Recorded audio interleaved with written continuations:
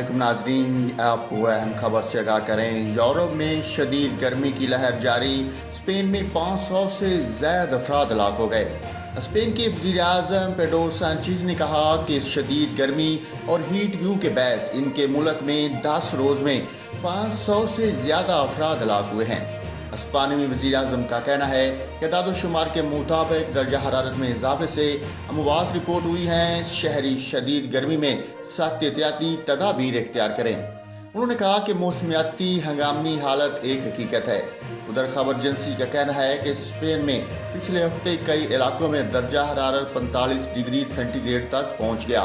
दर्जा हरारत में इजाफे की वजह से स्पेन में कई मकामात पर जंगलों में आग लग गई।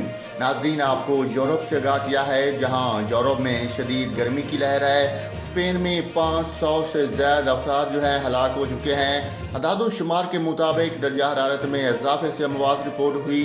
शहरी शदीद गर्मी में सख्त एहतियाती तदाबीर इख्तियार करें। उधर स्पेन के जंगलों में दर्जा हरारत 45 डिग्री सेंटीग्रेड तक पहुंच गया। दर्जा हरारत में इजाफे की वजह से स्पेन में कई मकामात पर जंगलों में आग लग गई।